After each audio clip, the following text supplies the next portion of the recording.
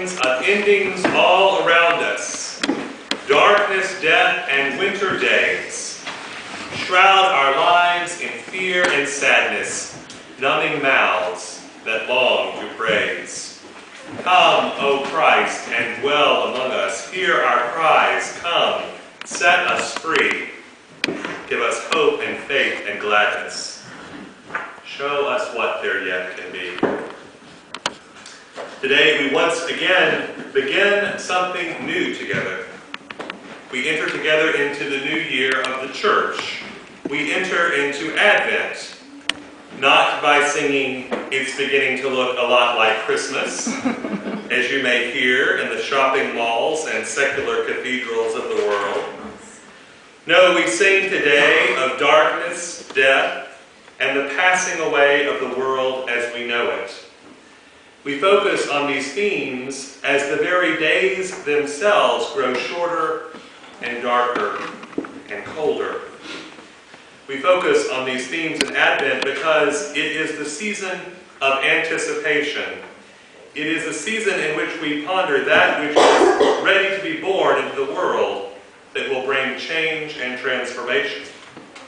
But in looking at our lessons for the next few weeks, you will notice that it is not just the birth of the Christ child that we anticipate. No. Listen to the prophets. Listen to John the Baptist. Listen to the Virgin Mary. Advent is not just a season of getting ready for the birth that occurs at Christmas. Advent is a time of hopeful anticipation about the inbreaking of God into the world, the overturning of the temporal order as we know it. If we allow it to be, Advent is one of the most powerful seasons of the church year. Short, yes, often superimposed with the thin veneer of being a mini pre-Christmas Lenten time, yes, but Advent is very much its own time, its own sacred time. Unlike Lent, Advent is not so much an introspective time of self-evaluation as it is a time to look outward at the world for signs of the coming closeness of God. If there is a connection during this season with our human sin, it is in examining how we are complicit in the sins of humanity that mar the image of God in the world. The world, we are told, that Christ is returning to establish a new reign of justice and peace within. Today's gospel seems to give us Luke's similarly apocalyptic vision of the story we heard from Mark's gospel 2 weeks ago. In Luke's version of this story, Jesus is not speaking to the disciples in private on the Mount of Olives as he was in Mark's gospel. Here, Jesus is speaking in the temple to anyone who will hear him.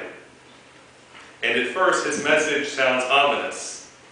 The whole celestial order will portend the changes that will come. People will faint with fear and foreboding. But then the hope breaks in. The hope breaks in for those who were there that believed in the transformative power that Jesus was offering. And the hope is there for us if we dare to hear it. Even as all of this death and destruction is occurring, even as today's hymn offers to us signs of ending all around us, in the midst of all this, Jesus tells those gathered in the temple, and Jesus tells us, now when these things begin to take place, stand up and raise your heads, because your redemption is drawing near. This is the message of hope for the redeemed people of God. Suffering will not overtake us, for God's promise to us is the coming and the coming again of Jesus. In these comings, God's reign of peace and justice will win out. I say this is hope for those who dare to hear it, because this message of Jesus' pointing to the hope and victory of the second coming comes around every year on the first Sunday of Advent. And yet somehow in our comfortable busyness, we overlook this very important aspect of Advent and continue to narrate this time in our hearts and minds as just a period of delayed gratification leading up to the birth that will take place in a manger in Bethlehem. It is to this point that I would like to invoke the wisdom of the latter-day prophet Carly Bobby. Now, some of you may recognize this name and others may not. Carly Bobby is the wife of Ricky Bobby, the protagonist in the 2006 film Talladega Nights, the legend of Ricky Bobby. For those of you who have not seen this film, it is a tongue-in-cheek send-up of NASCAR racing culture. The title character, Ricky Bobby, is a very successful NASCAR driver who lives in a sheltered world full of all the modern-day luxuries. He is portrayed as a nominal fundamentalist Christian who only prays when he wants God to deliver a racing victory or in thanksgiving for the superficial luxuries he enjoys. In one scene in the movie, Ricky Bobby gathered with his family around their feast of Kentucky Fried Chicken and other delicacies. Hold hands, and Ricky Bobby begins the prayer, "Dear little baby Jesus." His wife Carly interrupts him and says, "You know, sweetie, Jesus did grow up. You don't always have to call him baby. It's a bit odd and off-putting to pray to a baby," she says. Ricky Bobby responds, "Well, I like the Christmas Jesus best, and I'm saying grace."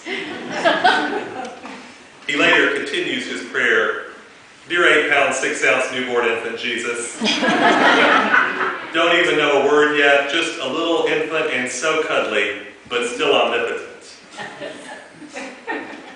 Now, I'm not sure if the writers of this scene knew what a sophisticated theological observation they were making or not, but I find Carly Bobby's interjection to reflect the truth of today's gospel as it is situated in our larger Advent celebration.